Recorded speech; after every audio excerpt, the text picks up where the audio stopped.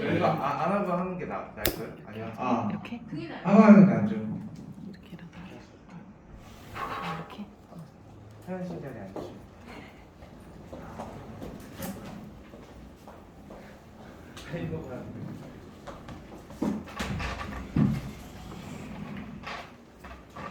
시작할게요. 저는 동학게임TV 성북게임이라고 합니다. 반갑습니다.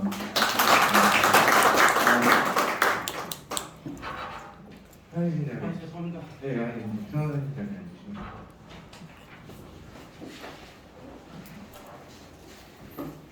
처음 보니까 얼굴 어떤 거 같으세요? 실제로 보니까? 네? 아니, 감사합니다. 그런 거 말고.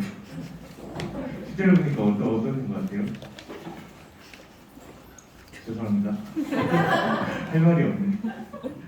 일단 다들 뭐 주식 하신 지 오래되신 분들 있고 뭐 시작한 지 얼마 안 되신 분들도 계실 거라고 생각하는데 오늘 제가 뭐 강의 드릴 게 사실 제가 주력을 하는 가치 투자에 대해서 그리고 여러분들한테 저희 그동안에 이제 증권회사에서도 조금 오래 있었고 그리고 젊은 나이부터 있었습니다. 지금 30 중반대고요. 그리고 젊은 나이부터 이제 20대 초반부터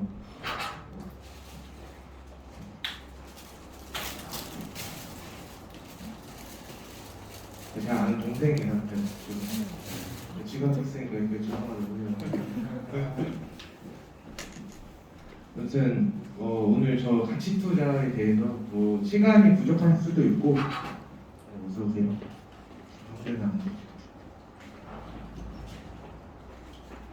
오늘 제가 최대한 끌어모아서 여러분들한테 많이 알려드리는 시간 갖도록 하겠습니다.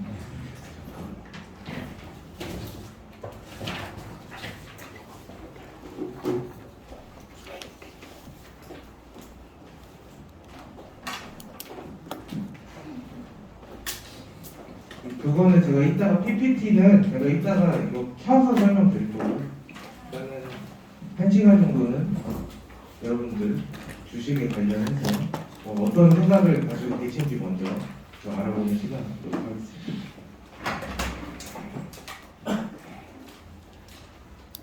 질문을 제가 좀 많이 할 거라 부담 갖지 마시고 대답해 주시면 됩니다. 근데 이제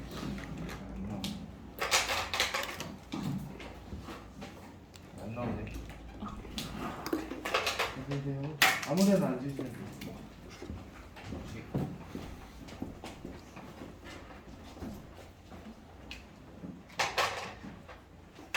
그러면 이제 주식 이거 시작하신 다들 계기가 있으실 거 아니에요. 이거 왜 시작하셨는지 좀 궁금한데 왜 시작하셨어요? 또 월급 말고 추가적인 아. 수익을 얻고 싶어서. 왜 시작하셨나요? 주식?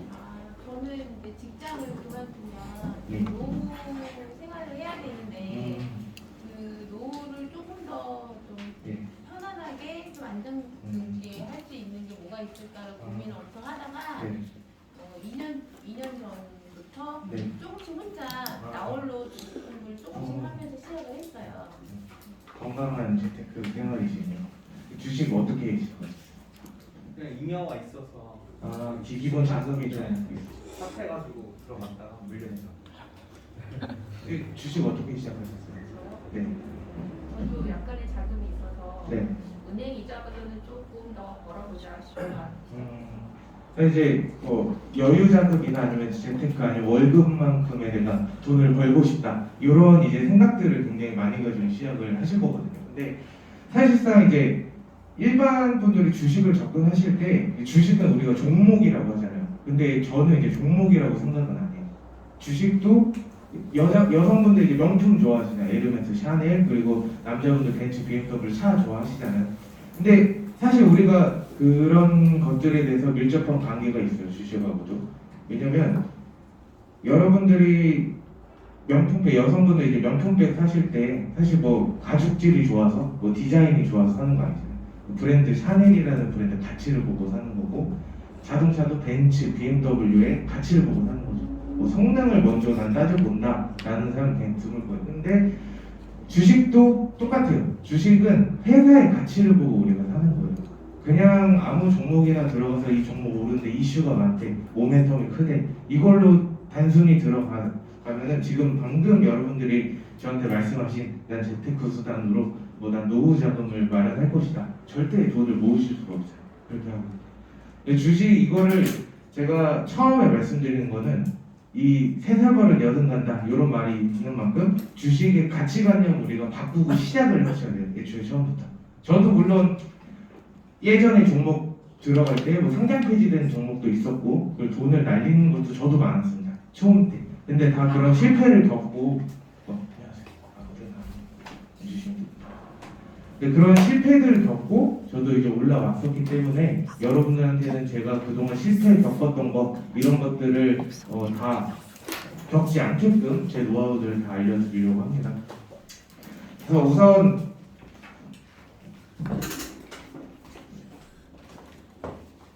잠시만요. 죄송합니다.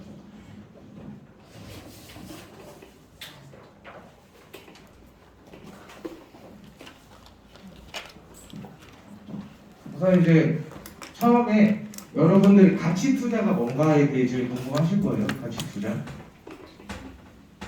제가 이 PPT 드린 거에도 나와 있긴 한데 제가 주력으로 하는 거는 이제 중장기 투자예요. 중장기 투자입니다.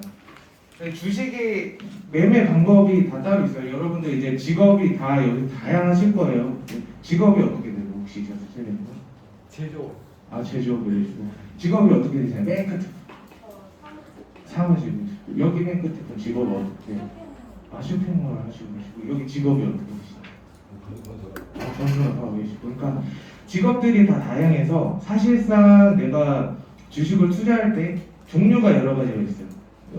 우리가 이제 흔히 애널리스트들이나 아니면 주식 전문가들이 하는 기법이 이제 초스캘핑, 스캘핑 매매 같은 경우에는 틱 단위로 보통 매매를 해요. 0.5%, 0.8% 수익 먹고. 근데 그 스캘핑 매매나 단타 같은 경우에는 그냥 하루 종일 내가 직업상 핸드폰에 전혀 구애받지 않고 볼 수 있으신 분들이 또 할 수 있는 거고 또 중장기나 아니면 장기 같은 경우에는 내가 뭐 제조업이나 아예 핸드폰을 볼 수 없는 그러니까 직업군마다 다 다양해서 여러분들이 첫 번째 주식이라는 개념은 내가 회사의 가치를 보고 투자한다라는 고정관념을 가지고 그 후에 내가 어떤 방법으로 주식을 매매해야 될까 요거를 여러분들이 정하셔야 됩니다. 뭐 저같이 중장기 매매 사실 이게 지루하긴 해요. 저는 한 1년에 두세 종목밖에 안 들어가요. 실제 두세 종목으로 수익을 최소 30% 많게는 100%까지 보고 나오는 매일 종목을 들어가지 않아요. 그 종목의 가치를 대신에 그 회사를 하나 파악하는 데는 굉장히 오랜 시간이 걸려요. 한두 달 정도 걸립니다. 회사의 펀더멘탈 그리고 사업 보고서부터 내가 그 회사에 다니는 사람처럼 그 정도까지 공부를 하고 그 다음에 종목을 매매하는 스타일입니다. 그게 바로 가치 투자고 여러분들이 이제 생각하는 회사, 지금 다니시는 회사가 될 수도 있고 어떤 회사가 좋은 회사일까? 어떤 회사가 좋은 회사일 것 같으세요? 어떤 회사가 좋은 회사일까? 뭐 미래 가치가 좀 기대되는 그런. 미래 가치가 기대되는 어떤 회사가 좋은 회사일까요? 돈 많이 버는 거. 돈 많이 버는 회사. 어떤 회사가 좋은 회사일까요? 이익 많이 나는 회사. 다 다양하게 이렇게 생각하실 수가 있어요. 근데 여기서 제가 회사 되게 간단해요. 제가 이제 종목 분석을 하고 그 종목을 들어가 직접 회사를 한번 가봅니다. 그 회사 갔을 때 다른 거 안 해요. 그 회사 구내식당 가서 밥 먹어요. 구내식당 가서 밥이 엄청 퀄리티가 있고 맛있다. 그럼 회사 복지가 좋은 거예요. 그거를 좀 봐요. 이거를 사실 저도 한 20년 된 그 선배한테 많이 배웠어요. 그 선배가 야 너는 좋은 회사가 뭐라 그러냐 이렇게 물어보면 저도 막 이런 식으로 얘기했거든요. 근데 아니 나 회사 식당 가서 밥 먹고 와봐라. 그러면 알게 될 거야 이러더라고요. 근데 처음에 그게 뭔지 몰랐거든요. 근데 진짜 그게 어느 정도 비중을 차지하더라고요. 그래서 회사 갔을 때는 방문할 때는 항상 밥을 먹고 가면 밥을 먹을 수 있나요? 구내식당에서 밥 먹는 거 가능해요. 왜냐하면은 이제 보통 회사에 이제 공식팀에 연락을 해서 방문할 때는 회사를 한번 쭉 둘러보고 그게 또 이게 애널리스트나 기관 투자자 이런 자격이 있기 때문에 그런 자격으로 이제 가는 부분이라고 보시면 돼요. 그리고 이제 가치 투자에 대해 설명을 드릴 텐데 가치 투자의 제일 중요한 두 분이 어떤 거라고 생각하시는지 한번 어떤 거라고 생각하십니까? 같이 투자요? 네. 회사를 선별할 때 나는 이거를 꼭 본다. 저는 이제 재무제표가 흑자해야 되고 예. 하고 성장성 예. 두 가지만. 네. 어떤 거 보시나요? 저도 똑같이? 저는 우선은 기업이 망하지 않는 거를 망하지 말아요. 네. 맨 끝에 분 어떤 회사 고를 때 어떤 걸 제일 중요시 보십니까? 지금은 제가 배우는 단계라 네. 제가 판단을 하지는 아. 못하거든요. 네, 제일 간단한 거예요. 제가 처음에 종목 고를 때 제일 간단하게 생각하는 거. 공급보다 수요가 많아. 이거를 먼저 봐요. 우리 코스피코스닥 종목이 한 2,000 종목 가량 되거든요. 근데 공급보다 수요를 더 많이 보는 건 제조하는 회사는 별로 없는데 산다는 사람 많은 거예요. 근데 이런 회사를 먼저 찾아야 돼요. 여러분들. 사실 제가 방송에서도 항상 하는 말인데 사실 우리가 이제 초등학교 때부터 대학교 때가 한 10년가량 공부를 하잖아요. 근데 사실 이게 2,000 종목을 공급보다 수요가 많은 종목을 찾으면 한 달도 안 걸려요. 사실 이거를 먼저 찾아야 돼. 이거 우리의 노력이 필요한 겁니다. 이거 찾고 나서 두 번째 뭘 찾아야 되겠죠? 어떤 걸 봐야 된다고 생각하시나요? 두 번째. 천천히 말씀하셔도 됩니다. 대답해 주셔도 됩니다. 대문제표. 또 성장성. 어떤 거를 생각하고 계신가요? 부채가 잡아야 되겠죠. 부채가 나와야 된다. 특별한 기술이 있다든지 뭐. 기술이 있어야 된다. 어떤 거 관련된 뉴스를 좀 알았어요. 관련된 뉴스를 좀 알았어요. 뉴스를 알고 있어야 된다. 어떤 거 생각하시나요? 모르신다고. 일단 첫 번째 공급보다 수요. 두 번째는 두 번째는 우리가 말하는 펀더멘탈. 원래 펀더멘탈이라는 게 미국에서 그 경제 상황에 대한 수치를 지표로 나타내는 게 펀더멘탈이라는 뜻이에요. 원래는. 근데 저희가 주식으로 볼 때는 PPT에 나와 있듯이 ROE 그리고 퍼스치 주가 수익 비율 그 다음에 그 PBR, BPS 이런 것들이 펀더멘탈이라고 보시면 돼요. 두 번째. 이 순서가 있어요. 같이 투자하는 방법 자체가 순서가 있기 때문에 두 번째. 그리고 세 번째 말씀드릴게요. 세 번째는 이 회사 사업 보고서. 우리 제가 예전에 제가 불려드렸던 회사 다닐 때 고객님들이 종목을 들어온 거를 제가 봐요. 그러면은 근데 이거 뭐 하는 회사인지 아세요? 라고 물어보면은 한 명도 아는 사람이 없었어요. 그냥 들어갔대. 그냥 주변에 두고 들어가고 이 회사가 뭘 하는 회사, 제조회사인지 뭐 제약바이오인지 실제로 몰라요. 그런 분들이 너무 많이 계시더라고요. 사실 바이오가 들어가면 다 제약바이오인 것 같지만 아닌 데도 많고 네, 그런 것들. 그래서 항상 제가 말하는 거 사업보고서 들어가면 얘가 몇 년도부터 무슨 일을 했고 어떤 과정을 거쳤으면 가동률은 얼마고 어디에 투자했고 다 나와요. 사업보고서는 제가 항상 동학개인지에서 들어가는 방법 알려드리고 홈페이지에서 네이버에 그냥 종목 검색하고 그 다음에 공시 있어요. 공시 들어가서 공시 확인하는 거 거기서 사업보고서 들어가시면 돼요. 근데 여러분들이 봐야 될 거는 분기별을 항상 보셔야 돼요. 새로 맨날 업데이트되는 1, 2, 3, 4분기가 있죠. 요번에 이제 9월 말까지 해서 11월 15일 전에 2,000 종목 코스피코스닥 모든 종목이 실적 발표를 해야 돼요. 45일 주어지거든요. 그 안에 실적 발표를 무조건 해야 됩니다. 그래서 이거 제일 오래 걸려요. 이 사업보고서를 보는 게 거의 한 2주, 3주는 걸리는 것 같아요. 선생님 그 주식 예. 그 회사에 들어가면 예. 거기에도 뭐 나오더라고요. 그 예. 사업 보고에 대해서. 예, 맞습니다. 그래서 그거 봐도 되나요? 그거를 올려보는 거예요. 제가 회사 사업 보고서. 근데 공시에 들어가는 그 금강원에서 내린 전자공시에 들어가서 사업 보고서 보는 게 제일 정확합니다. 그거죠. 예. 그 네 번째. 네 번째 어떤 게 있을까요? 네 번째 어떤 게 있을까요? 뭐 어떤 거를 이제 더 여기까지 내가 딱 봤다. 이 다음에 뭘 봐야 될 것 같나요? 재무제표는 사업보고서에 다 있습니다. 네. 타스를 보고 들어가야 되잖아. 아닙니다. 그거 땡? 감사합니다. 아닙니다.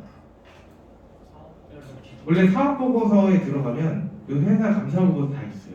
그것까지 전부 다 확인을 하고 이후에 이제 뭔가 우리가 서류로 된 거 말고 모멘텀을 봐야죠. 회사 이슈, 기업의 이슈. 근데 요 4번이 또 중요하긴 해요. 왜냐면 3번까지만 보면 괜찮은 회사인지 내가 알 수가 있어. 이 회사 괜찮은지 안 괜찮은지 재무제표가 뭐 매출이 영업이익 3년 포함해서 뭐 수치가 어떤지 다 볼 수가 있단 말이에요. 여기까지. 근데 여기서 갈려요. 여기서 좋은 회사인지 알고 들어갔는데 2년 동안 계속 이런 2, 3년, 5년 그 소외주를 잘못 분류해가지고 우리가 들어가면은 낭패까지는 아니더라도 수익을 크게 못 봐요. 왜냐하면 그 기회비용이라는 게 굉장히 오랜 기간 기다려야 돼서 크게 못 오를 수도 있어요. 근데 기업의 이슈를 봐야 돼. 미래의 성장이 있는 거. 예를 들어서 초록벨 미디어라는 종목인데 굉장히 많이 떨어지잖아요. 그 병합하고 나서 거의 완전 바닥보다 더 바닥인 수치를 왔어요. 근데 그 회사의 모멘텀이나 이런 건 좋은데 여기까지 좋아요. 근데 이슈도 괜찮단 말이에요. 그런 회사는 그렇게 판단해. 그 회사는 방탄소년단 이슈도 있죠. 방탄소년단 이슈보다는 NFT 그리고 글로벌 OTT 그 섹터들이 우리가 항상 생각해야 되는 게 다섯 번째 여기서 기업의 이슈가 나오고 나서 어떤 걸 봐야 되냐 섹터. 우리 코스피코사 2000 종목들은 신기하게도 섹터가 한 번씩 다 돌아요. 반도체 섹터, 전기차 섹터, 그리고 갑자기 중간에 반도체 섹터에서 전기차 섹터로 넘어가는데 중간에 갑자기 코로나 확진자, 그럼 코로나 이슈가 중간에 끼는 것 뿐이에요. 한 번씩은 다 돌게 되어 있어요. 그거를 흐름을 잘 알아야 돼요. 그래서 이게 굉장히 중요해요. 다섯 번째. 종목의 흐름을 굉장히 여러분들이 처음에 주식하실 때 보실게요. 제가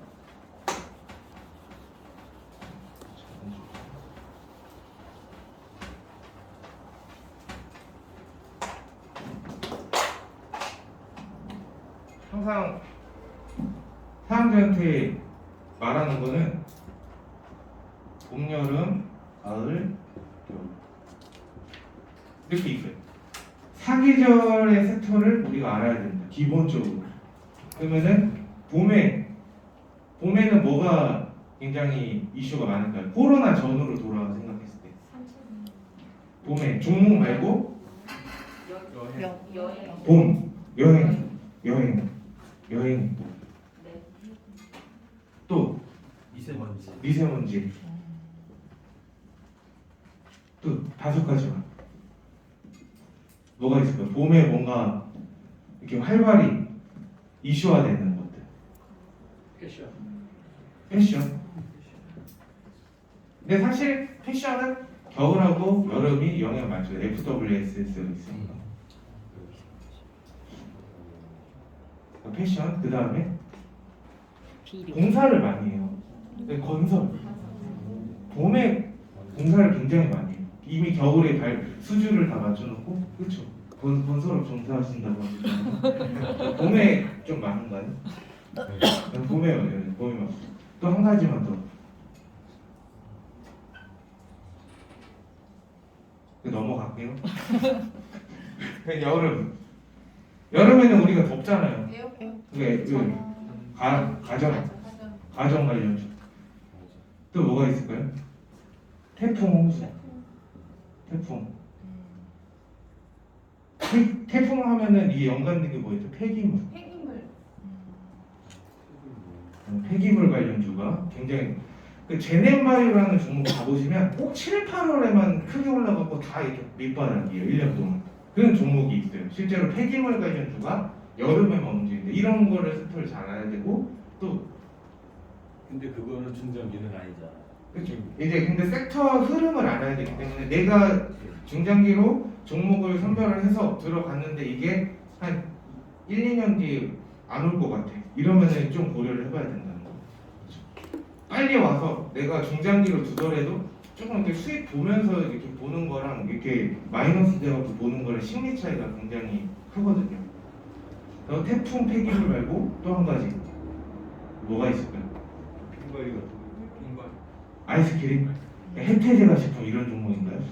비행가비요? 아이스크림.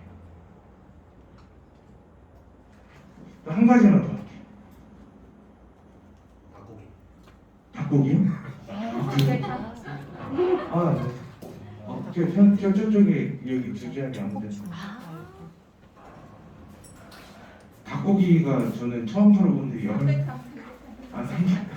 그것도 될 수 있어요. 그 너무 이게 항상 고를 때 그냥 편견을 갖고 하면 안 돼요. 전 처음 듣는 거지만 그래도 삼계탕, 몸보신. 그럼 이게 치킨 관련해서 종목을 찾아봐야겠네요. 제가 이렇게 네. 가을은 우리가 그 대표적인 거론, 등산 그리고 결혼 그리고 또 뭐가 있을까요?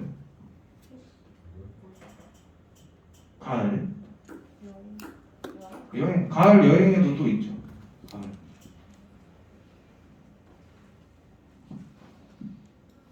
저희 한국 사람들 봄, 여름, 가을, 겨울 먼저 이렇게 많이 모르고 있어요. 저도 그렇지만 전체적으로 우리가 여기에 이제 관심을 가져야 된다는 거예요. 그리고 겨울이 제일 많아요. 겨울의 첫 번째 제설. 그 의류도 괜찮아요. 의류. 패션 회사도 꽤 많이 상승을 하는 단계죠. 겨울. 그리고 또 뭐가 있을까요? 난방. 가전이죠 그러면은. 또 뭐가 있어요? 조류독감이요? 오 괜찮아요. 조류독감. 독감의 계절인가요? 겨울이 혹시? 네. 네 그렇죠. 그 독감. 그러면 바이오 관련주가 모르겠어요. 바이오 관련주 여기서 이제 제가 여러분들한테 말씀드릴 거는 이렇게 저희가 찾았잖아요. 그러면은 아까 조류독감이라고 했잖아요. 그러면은 이 조류독감이라고 하면 이거를 관련해서 연구하는 회사를 들어가야겠죠. 그렇죠? 그런 회사들을 찾는데 2,000 종목 중에 제가 봤을 때 100종목도 안 될 거예요. 사실. 조류독감 관련주만 해도 우리 요새 인터넷 정보가 워낙 빠르기 때문에 관련주들이 다 나와요. 거기서 거꾸로 이제 가는 거예요. 이슈가 앞으로 있는 거랑 사업 보고서를 보고 재무제표를 보고 이렇게 하시면 돼요. 거꾸로. 섹터를 먼저 정하는 경우도 있단 말이에요. 근데 근본적으로 가치 투자는 회사의 가치, 회사의 어떤 성장성과 회사의 재무제표나 이런 걸 보고 들어가기 때문에 이 섹터는 알아두면 굉장히 좋다. 그래서 가전이면은 우리가 그냥 대표적으로 가전하면 삼성전자, LG 아닌가 이렇게 생각하잖아요. 근데 삼성전자, LG는 완제품을 파는 회사고 이 부품을 납품하는 회사가 더 잘 어울리죠. 왜냐면 주가 무거우니까. 그런 종목들을 이제 찾아야 한다. 이게 똑같아요. 여행 관련주, 대한항공, 뭐 제주항공 이런 종목의 항공주를 찾는 게 아니고 뭐 항공회사에 뭐를 납품하거나 아니면 이 항공회사에 뭔가 이렇게 협력업체나 이런 업체의 주식에서 상장되어 있는 회사를 찾는 게 내가 그거는 투자할 때 섹터를 굉장히 잘 흐름을 파악하고 있는 사람이다라고 나오게 되는 것이죠. 질문 있으신 분 계신가요? 아무도 없나요? 네. 봄, 여름, 가을, 겨울. 또 꼭 봄, 여름, 가을, 겨울만이 아니고 그 워렌 버핏이 그런 얘기를 했죠. 주식에 들어가려면 너가 지금 쓰고 있는 너가 지금 사용했을 때 어떤 걸 물건을 사용하거나 어떤 걸 사용했을 때 그 굉장히 좋으면 그 회사에 상장되어 있는지 그거부터 봐라. 이런 얘기겠죠. 그런 것처럼 그러면 요 종류에서 예. 요 종류에서는 지금 중장기를 볼 수가 있는 것이 제가 볼 때는 없는 것 같은데 다 있어요. 다 있어요. 전부 다 있어요. 이게 특이하게도 봄, 여름, 가을 계절성으로 딱딱 끝나는 거라서. 네. 그러니까 중장기 오기 전에 들어가거나 오고 난 후에 오기 전에 좋은 회사를 골라서 들어가고 이때 기다리는 거예요. 예를 들어 여름에 들어가면 겨울잠 자기 전에는 오를 것이다. 약간 이런 생각을 하면서 기다렸다가 오르면은 그때 파는 거죠. 왜냐하면 이 봄, 여름, 가을, 겨울 중에 특히나 여름하고 겨울이 굉장히 민감해요. 걔네 뭔가 이제 수익률이나 이런 거 보면은 평균 이제 30% 50% 올라가는 종목들도 많아요. 그러니까 그런 것만 딱 노리고 들어갔다가 나오는 경우. 그러면 봄에 투자하려면은 좀 겨울에 좀 미리 가을, 겨울에 가을, 미리 겨울. 재무집을 특히 가을에 보는 게 제일 좋죠. 쌀쌀해지기 전에 미리 보는 게 제일 좋아요. 그래서 종목이 아마 제가 여러분들 여쭤보면은 나는 이제 종목이 주식 들어간 거 10종목 이상이다. 우리 손 들어보세요. 10종목 이상이다. 10종목 이상. 20종목 이상이다. 없으시죠? 5종목 아래다. 5종목. 3종목 아래다. 저 친구 제 후배라서 3종목 아래. 저의 원칙이 있는데 종목 들어갈 때는요 무조건 3종목 이상 안 들어가요. 그 원칙이 왜냐면 3종목 이상 되면은 주식 관리하기가 굉장히 힘들어져요. 그리고 사람 욕심이 생겨요. 딱 2-3종목. 저는 지금 계좌번호 2종목밖에 없어요. 실제로. 그걸 계속 기다리는 거예요. 때를 기다리는 거예요. 이 회사의 가치를 내가 충분히 받고 이 회사는 성장성은 분명히 있을 거고 남들이 잘 관심을 안 줘. 근데 내가 너한테 관심을 가져줄게. 좀 기다려줄 테니까 잘 가봐. 이렇게 기다리는 거예요. 때를 기다려야 됩니다. 항상. 특히나 가치 투자는 코로나나 이런 거에 영향이 전혀 없어요. 여태까지 그랬었어요. 실제로 제가 여러분들한테 그 방송에서 좀 오래 방송 보신 분들은 아실 거예요. 실제로 가치 투자를 제가 작년에 2020년, 21년 가장 잘 뽑은 종목이 뭐냐면은 저희 대덕전자를 이때 2020년 12월 달에 1,800원에 추천이 나왔던 거예요. 근데 얘를 이제 어떻게 투자를 애가 왜 좋은 회사냐라고 판단했을 때 우선 대덕에서 인적 분할돼서 나왔었죠. 일단 나왔던 종목이기도 하고 애 사업 보고서를 보면 예를 들어서 이렇게 보라고 설명을 드리는 거예요. 애는 PCB를 제조하는 회사예요. 인쇄 회로기판. 그러니까 막 이 반도체 칩 같은 거 있잖아요. 인쇄 회로기판 거 이렇게 구리선 막 이렇게 있고. 그래서 인쇄 회로기판. 근데 PCB는 반도체에서 메모리. 근데 제가 만약에 애가 이 회사 이것만 하고 있다 이러면 안 들어갔어요. 왜냐면 제가 항상 말씀드리지만 전 세계에서 반도체의 메모리 섹터는 30%밖에 안 돼요. 비메모리가 70% 차지해요. 그래서 이런 거 이렇게 확인을 하고 애가 이제 딱 들어가기 전에 얘네가 증설을 했어요. 어떤 사업을 영위하기 위해서 증설 투자를 했단 말이에요. 그걸 보고 사실 들어간 거예요. 비메모리 FC, BG 비메모리. 근데 제가 요걸 보기 전에 아까 말씀드렸던 사업 보고서나 아니면은 공급보다 수요가 많은지 이건 다 확인을 했겠죠. FC, BJ가 알고 보니까 일본의 2업체밖에 아니에요. 일단 전 세계에서 일본의 2업체 굉장히 하이엔드급 기술력이라고 하더라고요. 그래서 그래? 이 처음에 그렇게 생각했는데 보니까 이 FCBJ가 미래 산업, 전기차 그리고 산업, 공학용 이런 데에 어떠한 플랫폼을 제공할 수 있는 어떤 반도체 비메모리 그 섹터구나 이렇게 생각하고 이 회사를 들어가야겠다 하고 들어간 거죠. 그러면은 근데 이 회사가 증설 투자를 하고 나서 또 추가 증설을 했어요. 처음에 1,000억 정도를 추가 증설을 했다가 600억 더 투자해서 지금은 1,600억 원 추가 증설을 투자를 했단 말이에요. 내가 그때도 막 10,000원에서 뭐 13,000원 왔다 갔다 그냥 계속 이렇게 막 행보를 계속 했단 말이에요. 근데 어느 순간 요거 공장 증설 딱 하고 나서 갑자기 15,000원, 18,000원, 20,000원 이렇게 상승한 거죠. 그때 아마 수익 보신 분들도 계실 거고 아니면 이제 못 들어가 계신 분도 계실 건데 딱 요 정도.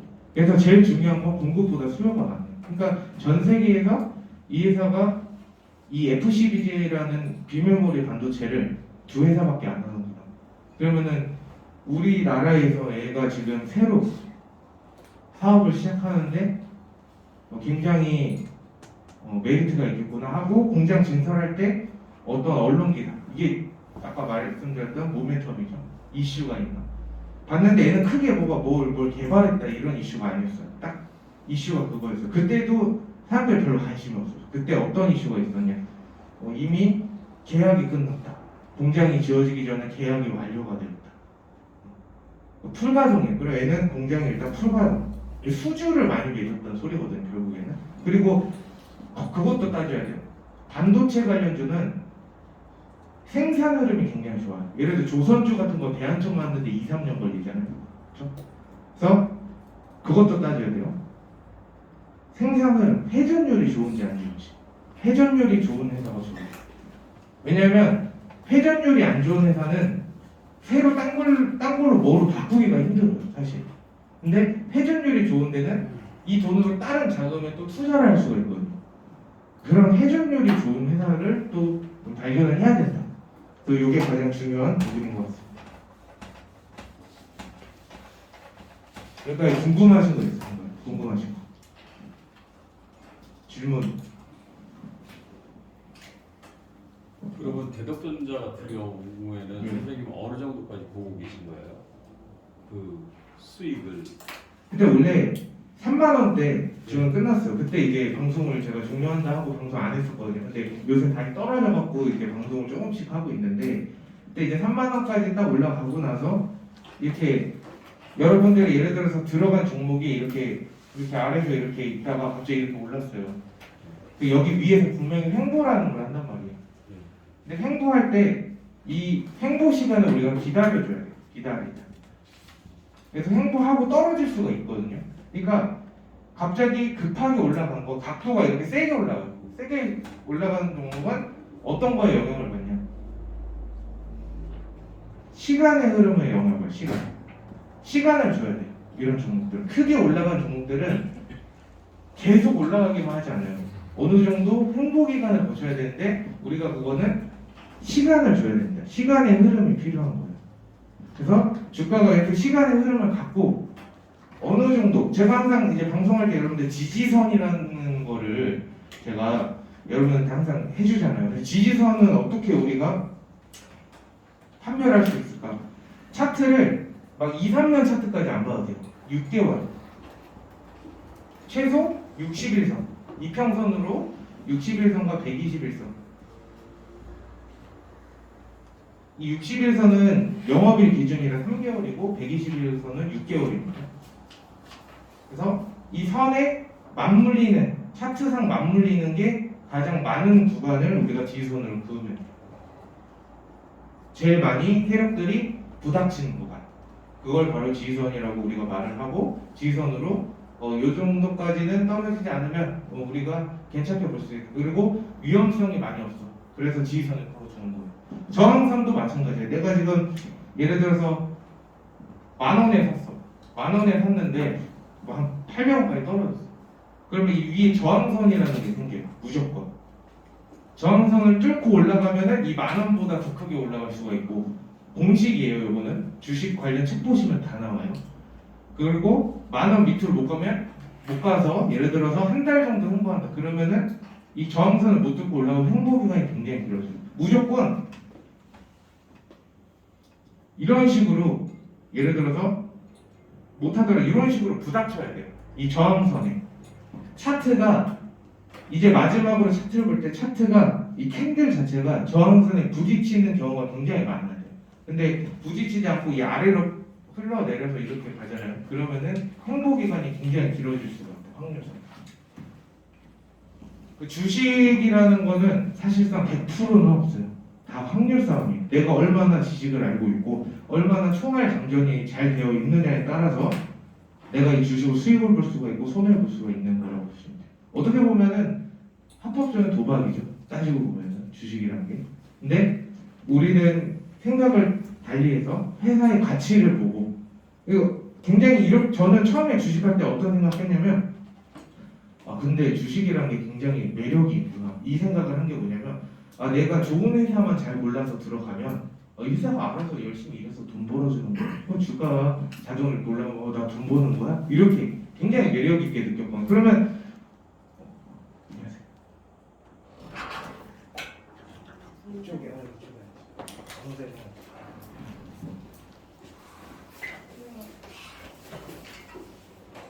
그래서 저는 처음에 주식을 시작할 때 그것이 굉장히 매력인데 여기 물론 이제 다들 직업이 있으실 텐데 직업 중에 상장 회사를 다니시는 분들도 분명히 계실 거고 아니신 분들 되지만 평균적으로 내가 이 회사를 다녔을 때 만약에 이 회사가 상장한다면 나 주식 산다 안 산다 나오잖아요.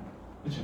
다니고 내가 그 회사를 누구보다 잘 알기 때문에 내가 이 회사를 가서 이 회사가 상장한다 안 한다 상장한다 안 한다 그리고 상장을 만약에 했다 그럼 나 이 주식 살래 안 살래 물어봤을 때 안 산다고 하는 분들도 계실 거고 좋은 회사야 산다 그 정도까지 우리가 알아야 돼요. 어떤 종목을 들어갈 때.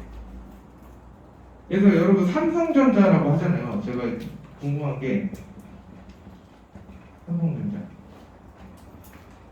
삼성전자 뭐 하는 회사일까요? 구체적으로 어떤 걸 만드는 회사죠? 어떤 걸로 돈을 많이 버는 회사죠? 디램. 메모리 만들고. 구체적으로 메모리 만들지, 비메모리 만들지 둘 다 하죠.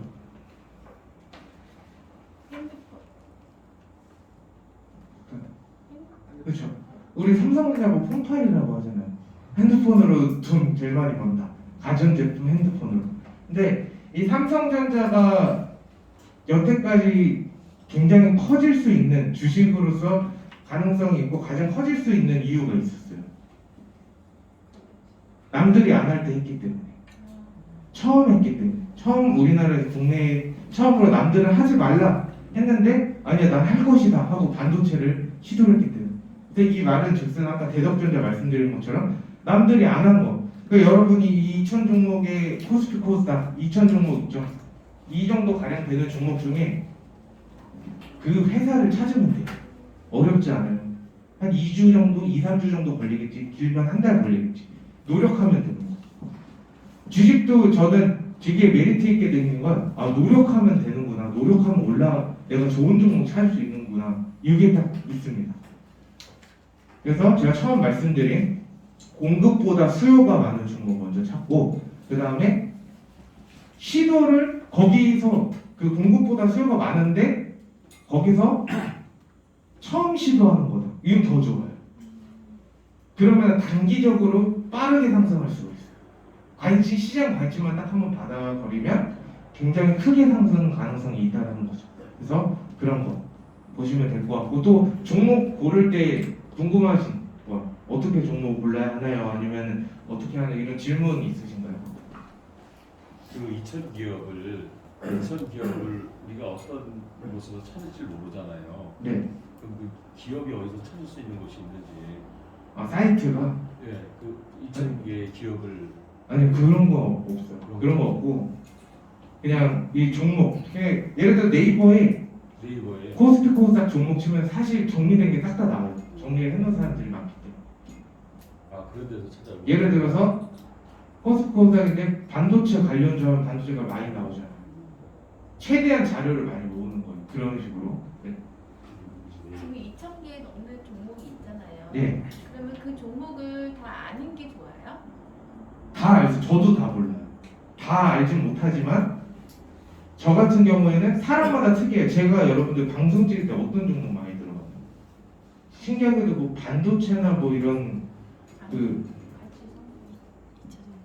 네, 2차 전지, 반도체, 전송 관련 이런 뭔가 네. 제조를 굉장히 뚜렷하게 잘 하던 회사만 이게 선택하잖아요. 똑같아요. 저는 거기에만 포커스를 굉장히 맞춰서 들어가요. 솔직히 다 알면 좋아요. 근데 다 알 수가 없어요. 워렌 버핏도 미국 주식 다 몰라요. 똑같아요. 내가 강하게 밀고 가는. 왜냐면 아까 여기에 밀접한 관계 섹터가 돌기 때문에 저는 내 섹터가 올 때까지 기다려야지. 이렇게 보시면 될 것 같아요. 그래서 여러분들이 나중에 이제 가치 투자 공부를 해서 가치 투자를 하게 됐을 때 그때 나는 요구 방향으로 가는 게 이상하게 신기하게도 기분이 그래서 그런 걸 수도 있지만 나한테 맞는 게 있어요.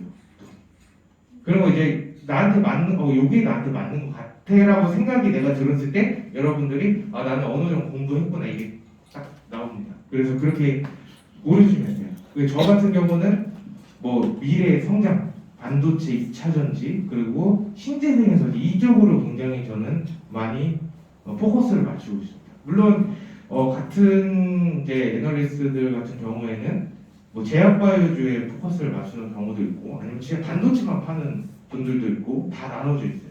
그래서 내가 잘하는 종목 있고 그런 종목. 또 질문 있으신가요? 질문 있으신가요? 혹시 예. 예를 들어서 만약에 제가 한 종목을 정했다. 네. 뭐 예를 들면 대한전선을 정했다. 네. 그걸 제가 가치 투자라고 그걸 정했다고 생각을 했을 때 예. 그 배분을 어떻게 해야 되는 게 좋은지 예를 들어서 뭐 매일 얼마씩 사는 게 좋은지 아니면 뭐 한꺼번에 다 넣어야 되는 건지 넣고서 그 위치가 올 때까지 기다리는 건지 아니면 뭐 10% 떨어질 때마다 그 금액을 넣는 건지 이런 게 좀 궁금해요. 그 설명 질문 굉장히 잘해주셨어요. 제가 그거를 이게 사람마다 당연히 다 틀리지만 제가 하는 방식을 알려드릴게요.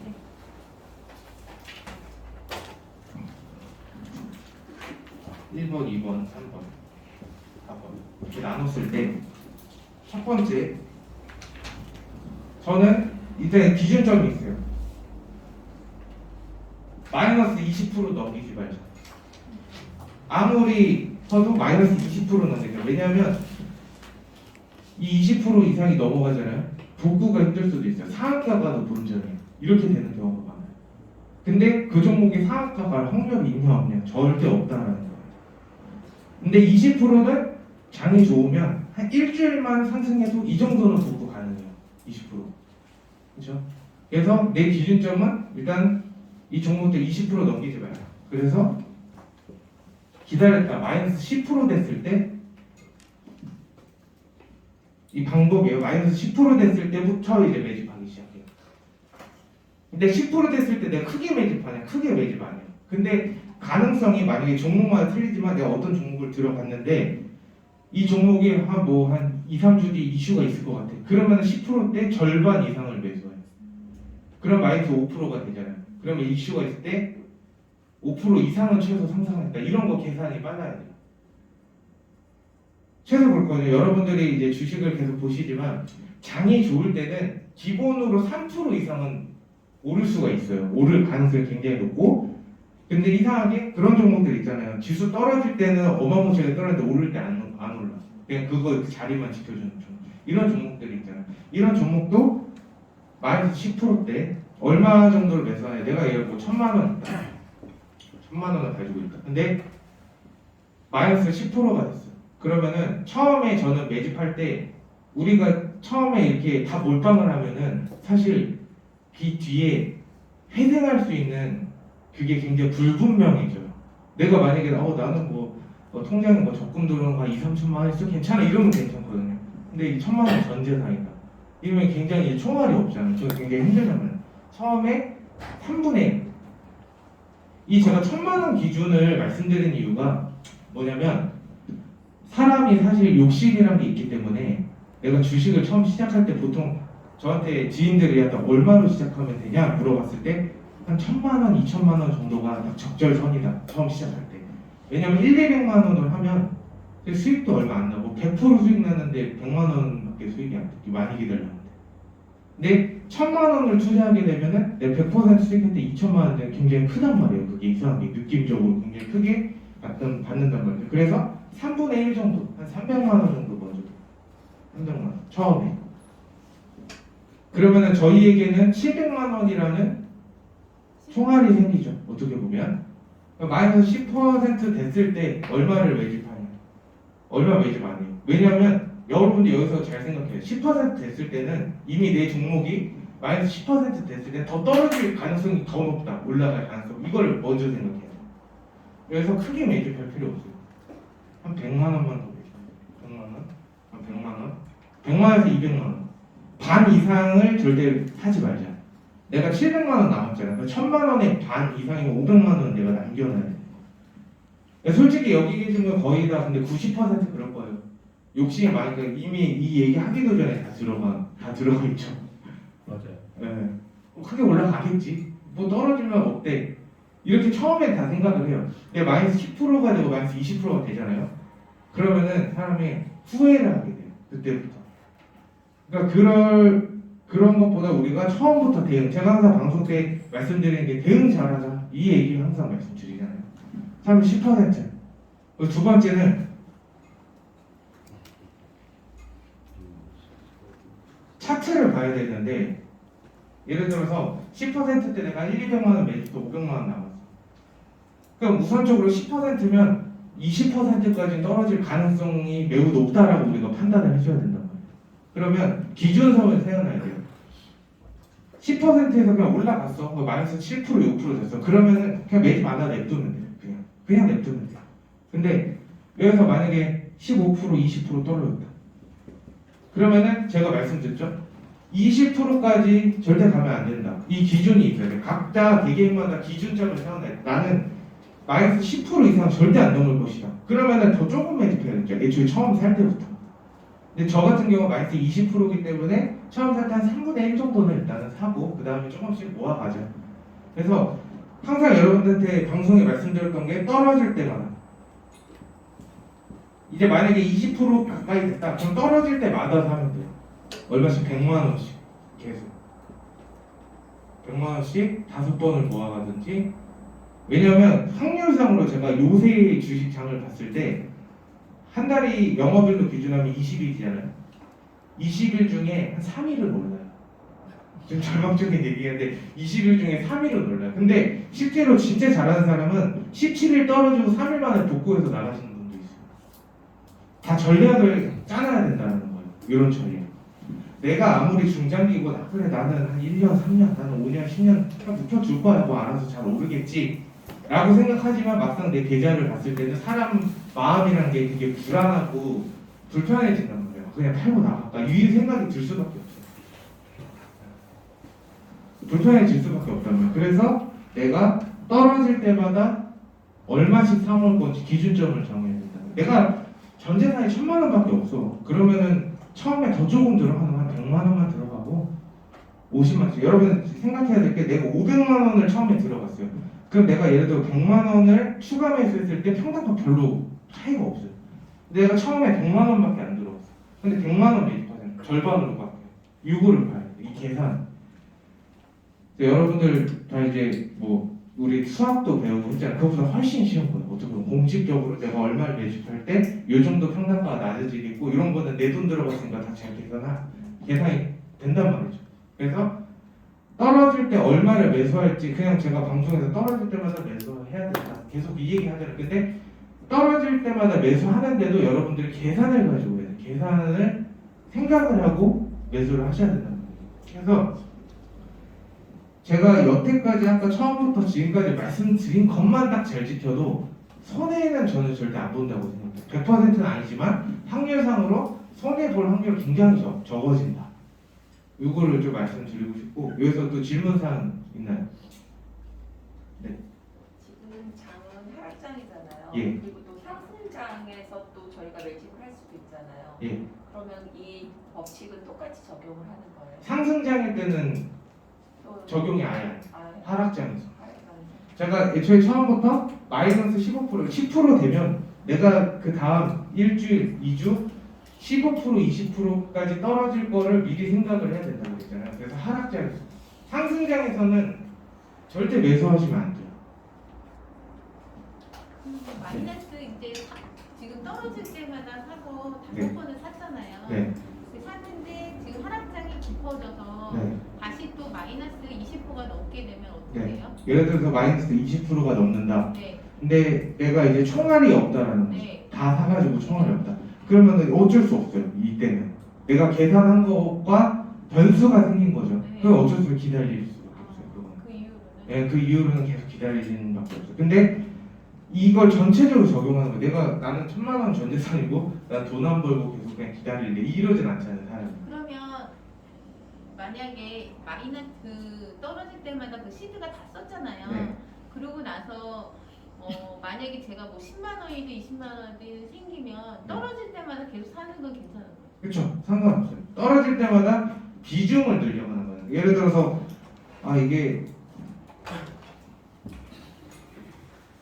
예를 들어서 내가 요때 샀어요. 요때 이게 이렇게 되는데 요때 샀어. 이게 이렇게 떨어지잖아요. 그렇죠.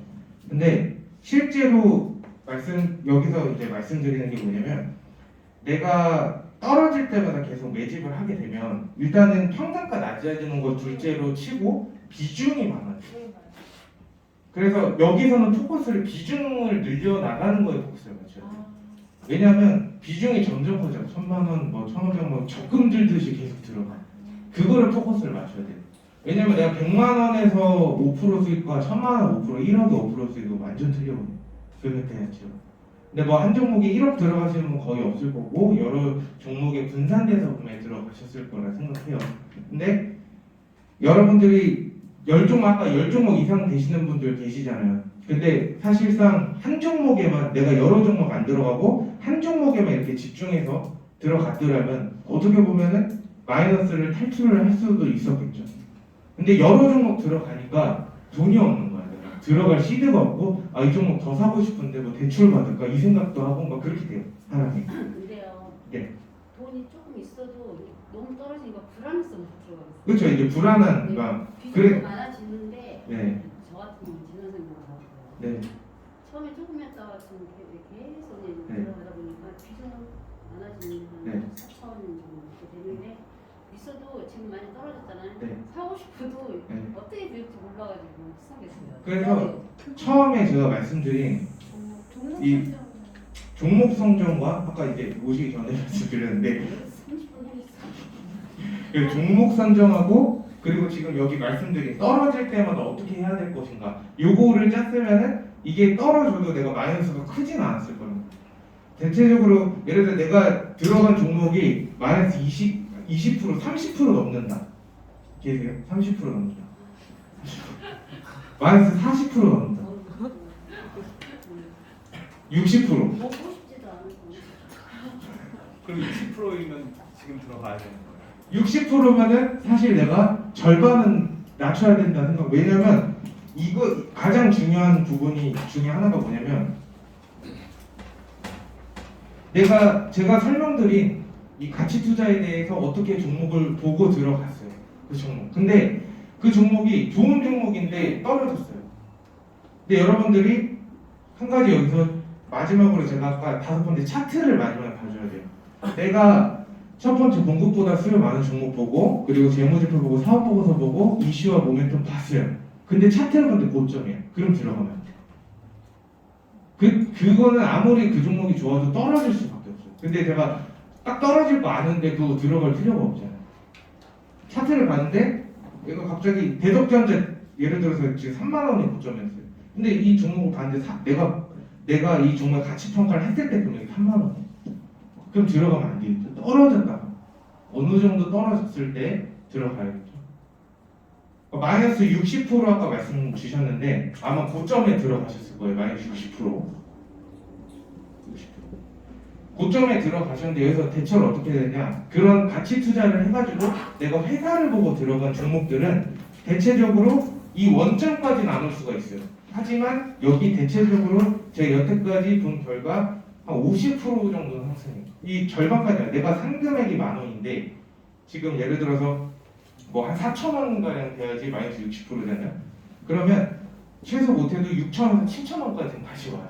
좀 기다리고. 근데 여기서 제일 중요한 거는 내가 어떻게 대응하냐. 그냥 기다리냐. 아니면은 이 종목에 대한 확신을 가지고 내가 이 종목을 계속 어떻게 물타기 해서 평가값을 낮추는 거죠. 비중을 늘려서 그렇게 하나의 차이인 거예요. 결국은. 근데 사실 여기 계신 분들 중에 내가 들어간 종목에 나는 정말 확신이 있다라고 하시는 분들은 몇 분 안 되시죠. 나는 이 종목은 무조건 올릴 거고 나 이 종목에 대해 알아 그냥 얘기만 해도 눈 감고도 막 그냥 서술할 수 있어. 이러시는 분들이 많이 없을 거예요. 어떤 종목이고. 근데 그 정도까지 해야 돼요. 이 종목. 그러면 주식에서 불안해하잖아요. 아까 말씀드렸어요.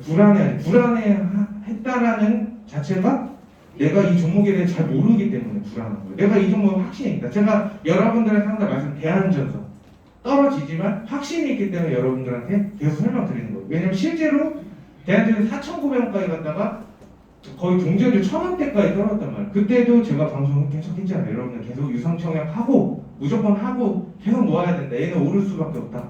왜냐면 이 회사에 대해서 많이 알고 이 회사도 찾아가봤고 여러 가지 경험들을 많이 겪고 나서 제가 여러분들 말씀드렸던 거예요. 결국에는 유상청약 끝나고 상한가 가잖아요. 그 전까지 우리는 대비를 해야 된다. 대비만 잘했어도 충분히 탈출할 수 있었던.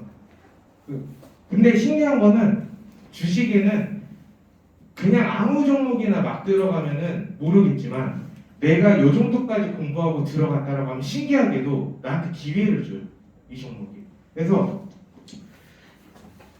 제가 요거는 이제 여러분들 이제 뭐 좀 다른 얘기인데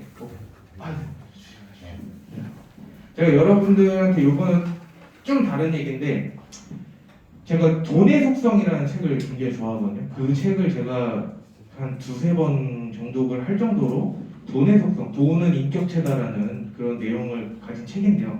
주식도 똑같아요. 내가 얼마나 관심을 가져주고 내가 얼마나 귀를 기울여주고 이런 거에 따라서 주식도 나한테 똑같이 대하는 것 같아요. 이상하게 그러더라고요. 그만큼 내가 이 종목에 대해서 많이 알고 이 회사를 다니는 임원처럼 이 종목에 대해서 잘 물론 그렇게까지 알 수가 없어요. 우리는. 하지만 그 정도까지 우리가 알 정도로 노력을 해야 된다. 근데 그 노력이 막 1년, 2년 걸리나 절대 아니에요. 내가 절실하면 일주일이고 한 달이고 그 안에 이 종목에 대해서 확신을 가질 정도로 내가 노력을 해서 공부한다는 거예요.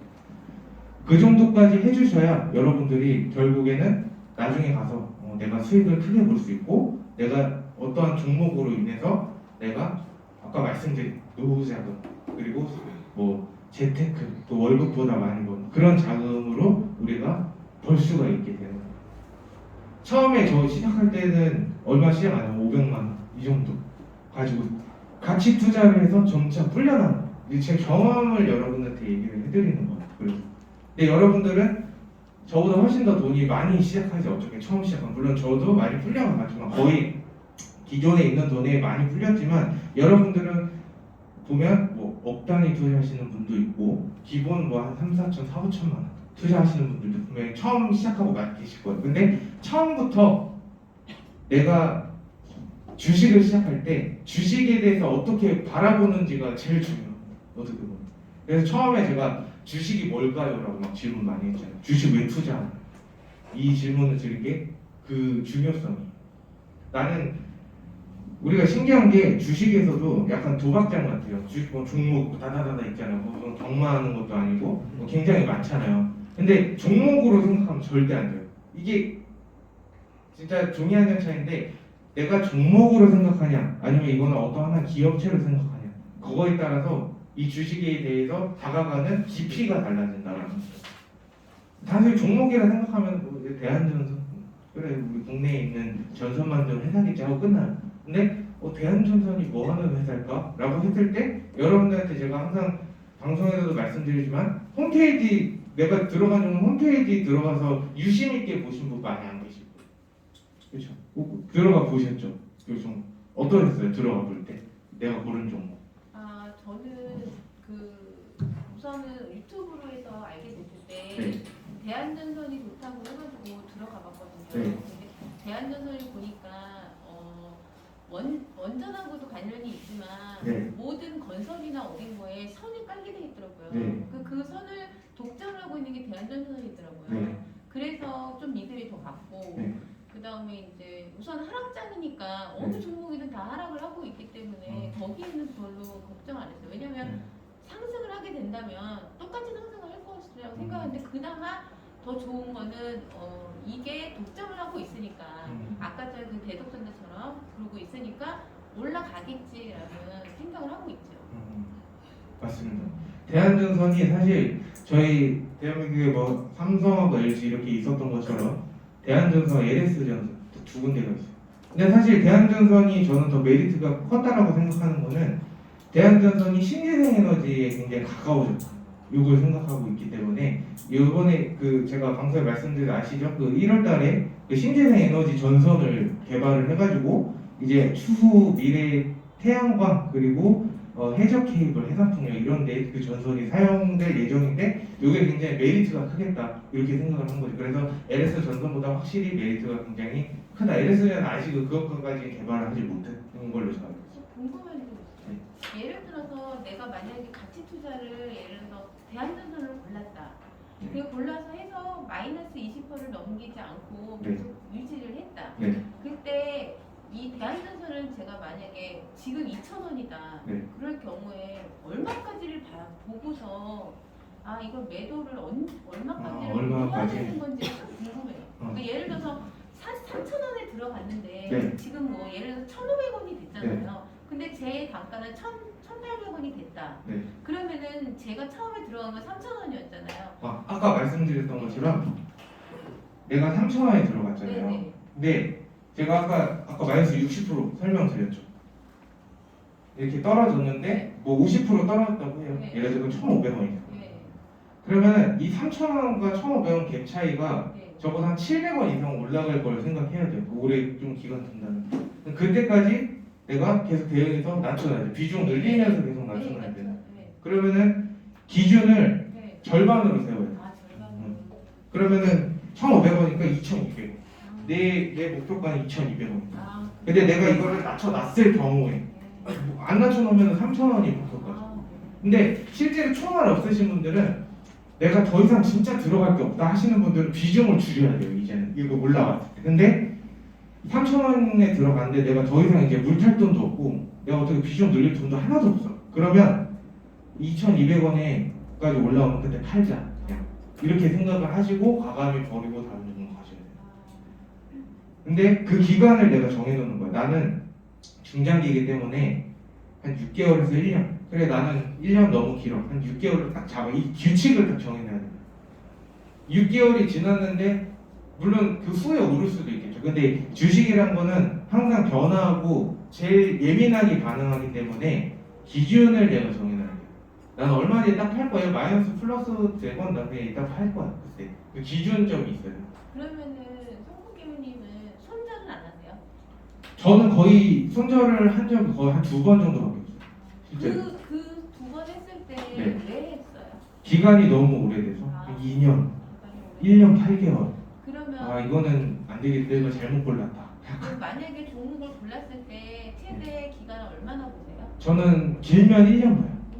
1년. 길면 1년 보고 짧으면 6개월. 근데 그 전에 대체적으로 다 상승했어요. 그 저희 이제 동학개인 방송에 대덕전자, MK전자, 그리고 KC, 그리고 서진시스템 이런 종목들은 이미 과거에 그 제가 2020년 12월부터 방송을 했으니까 그거 보시면은 이미 그때보다는 거의 한 50% 100% 대덕전자만 한 250%일 거로 MK전자도 한 200% 올랐어요. 그래서 딱 그 정도 선이 기준이 한 6개월 정도 됐었어요. 평균적으로. 그러니까 그런 기준점을 딱 세워서 내가 들어가야지. 만약에 종목이 들어갔는데 내가 기준점보다 벗어나 그러면 어떻게 돼? 사람이 한 1년, 2년 오를 때까지. 근데 오르지 않고 계속 떨어지는 경우도 있어요. 실제로 계속 떨어지는 경우. 그때 내 이미 거래량이나 이런 거 이따 설명드리겠지만 세력들이 이탈을 이미 다 한 상태. 다시 들어오려면 항상 주식이랑 그래요. 예를 들어서 이렇게 올랐어요. 이렇게 올랐다가 이렇게 떨어져. 이렇게 떨어졌어. 그러면 여기까지 다시 얘가 도달하려면 얘가 여기까지 다시 이 이상 도달하면 신고가를 갱신하는 거죠. 그 신고가 갱신하는 게 굉장히 어렵단 말이에요. 이 이상 도달하려면 이 전에 있었던 이슈보다 훨씬 더 2배, 3배 이상 이슈가 나와야지만 도달해요. 예를 들어서 어디 종목이었지? 두산 중공업 요번에 이름 바뀌었잖아요. 네. 두산중공업 그 원전 그 문재인 대통령이 막 그 얘기해가지고 그때 엄청 올랐잖아요. 그때 두술라라고 개인 투자에 3천억 매집해서 많이 올랐잖아요. 그러면은 두산에너빌리티가 여기까지 오르려면 어떤 이슈가 나와야 되냐? 이것보다 훨씬 더 큰 이슈가 나와야 된다. 근데 사실상 이 정도보다 더 큰 이슈가 나오기가 힘들어요. 그렇게 판단이 되면은 과감하게 내가 기다린 시간 딱 기다렸다가 과감하게 나오고, 예를 들어 대한전선이 4,900원까지 올 수 있어. 하지만 올 확률이 굉장히 적어. 항상 우리는 확률로 생각을 해야 되는 거예요. 확률상 대한전선 지금 뭐 1,400원, 뭐 1,300원 왔다 갔다 하는데 얘가 4,900원까지 가려면 거의 3, 4배를 뛰어야 되는데, 그때도 호방그룹이 인수해가지고 그렇게 오른 거지. 그러면은 이것보다 더 큰 회사가 인수. 호방그룹이 제2순위가 37이거든요. 그러면 예를 들어서 얘가 이것보다 더 큰 회사가 인수를 더 크게 오르려면 제2순위 10위권 이내 회사가 다시 또 인수를 해야지 오른다라고 생각을 하셔야 돼요. 확률상. 아니면은 대한전선이 뭐 미국의 뭐 예를 들어서 신재생에너지 전선을 뭐 1조 원 이상 조달했다. 그 매출액보다 두세 배 더 큰 그 부분을 인수를 했다. 이렇지 않는 이상 크게 오를 확률. 이 말씀은 오를 확률 거의 없다는 거예요. 그 금액까지. 그거를 판단을 잘 하셔가지고 종목을 매집해야 돼요. 근데 요거를 사실상 제가 맨 처음에 말씀드렸죠. 5번째가 차트 때 내가 고점이면은 들어가면 안 된다라고. 사실상 이 차트까지 제가 말씀드린 것까지 지키면 사실 고점에 살 이유가 일이 전혀 없다라는 거예요. 내 회사 재무제표 뭐 여러 가지 공급 뭐 이런 자료들을 다 보고 마지막에 차트 봤을 때 저점이다 이러면 들어가. 저점하고 고점이 어디일까? 어떤 기준일까 궁금하시지 않나요? 저점하고 고점 기준.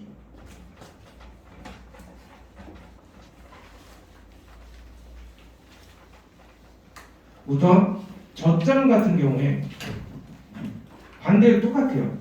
우리가 행복이 있으면 불행이 있는 것처럼 저점이 있으면 고점이 분명히 있어야 돼요. 뒤에. 근데 만약 처음 상장할 때부터 막 이래. 이거는 고점하고 저점이 아예 없는 거예요. 그거 놔두면 안 돼. 아예.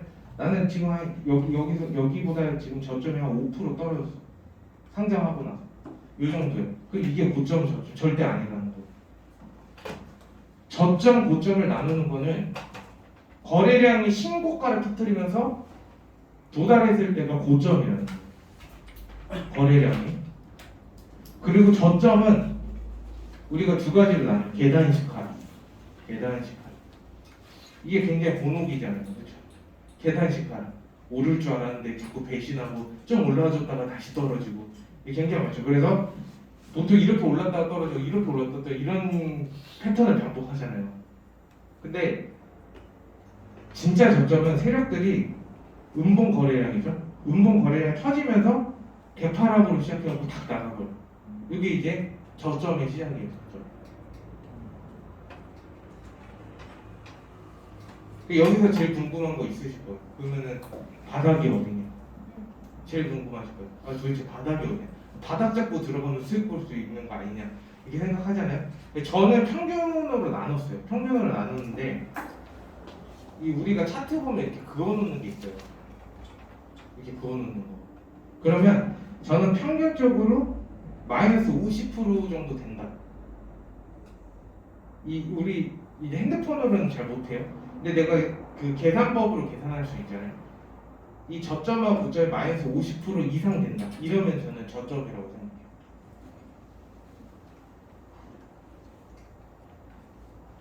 그래서 사실상 이 저점을 잡았을 때 제일 좋은 거죠. 어떻게 보면 제일 좋고 한데 고점에서 내가 고점인지 모르고 들어가면 결국에는 또 똑같은 굴레의 반복이 될 수밖에 없어요. 고점에 물렸는데 계속 물 타야 되나? 근데 이 저점의 평균가 이것도 사실상 뭐 정해진 게 없는 거예요. 그냥 제 나름대로 정한 것뿐이에요. 제가 그거 많이 봤기 때문에. 그래서 이런 전체적인 거를 내가 딱 정해가지고 딱 했을 때 확률상 나는 손해볼 확률이 덜하구나. 아예 손해를 안 본다고 할 수는 없어요. 하지만 내가 주식을 함으로써 손해볼 확률이 굉장히 적어지겠구나. 요거를 생각하고 하시면 여러분들 크게 수익 보실 수 있습니다. 그거는 확실해요. 무조건적인 건 없지만 제가 알려드린 지금까지 간략하게 이따가 이제 차트 보면서 제가 여러분들 것도 봐줄 거예요. 다 오늘 오셨으니까 한 번씩 물려 계신 거 다 봐드릴 거예요. 그래서 어떻게 대응해야 되고 어떻게 대처해야 되는지 한 분 한 분씩 거 다 봐드릴 거예요. 그래서 저점하고 고점의 차이점, 평균값을 내가 정하고, 그리고 아까 1, 2, 3, 4, 5번 마지막 차트 보는 거 그것까지 딱 여러분들 소화해내면 사실상은 내가 고점에 살 일도 없고, 어떻게 보면 살 확률이 굉장히 적고, 그리고 저점에 내가 잡을 확률은 또 높아지고, 그렇죠? 그리고 회사는 굉장히 좋고, 만약에 높게 샀다라고 하더라도 기다리면 올라가고, 그럼 어느 정도 반 정도 올라갈 거 생각하고 내가 계획을 짜서 얘를 사놓을 수가 있잖아요. 그런 계획들 세워놓을 수가 있고, 그리고 이 종목에 확신이 들고, 딱 이것까지만 지켜주면 여러분들 주식 저보다 잘하실 수 있어요, 사실. 그리고 주식에는 전문가라는 건 전술이 없다 생각해요. 저보다 더 잘하실 수도 있고, 전문가가 중요한 건 아닌 것 같아요. 제가 항상 말씀드리지만 종목 고르는 거는 그냥 10%예요. 90%는 결국에는 대응이에요. 단타 치는 거 아니잖아요. 근데 단타 치면은 그냥 도박장이랑 똑같다고 보시면 돼요. 제가 옛날에 단타를 잘못 쳐가지고 이제 한 1분 만에 500만 원 날라가고 그랬어요. 잠깐만. 처음 시작할 때 뭣도 모르니까 종목을 딱 돈을 딱 들어갔는데 갑자기 1분 만에 마이너스 500만 원. 이거 도박이랑 똑같구나. 근데 오히려 저는 그걸 처음 겪어서 더 좋은 것 같아요. 이렇게 하지 말아야지. 이렇게 되는 거. 근데 처음에 가치 투자를 해서 돈 벌다가 단타도 한번 해볼까, 나 잘할 것 같아 하고 들어갔는데 벌었던 거 다 잃잖아요. 그러면 사람이 야하게 돼요. 근데 저는 아예 처음에 단타도 해보고 뭐 여러 가지 뭐 상장 폐지도 된 종목도 있고 그러다 보니까 많이 겪었던 거. 처음에 안 좋은 거 원래 그냥 그렇잖아요. 안 좋은 거 한 번에 온다. 그래서 진짜 그걸 겪고 나서 하니까 괜찮아졌던 것 같다. 이렇게 생각이 듭니다. 그래서 3시까지만 쉬고 1시간 반 했네요. 3시까지만 쉬고 여러분들 거 제가 한 번 한 번씩 물린 거 어떻게 대처를 해야 되는 건지 봐드리겠습니다.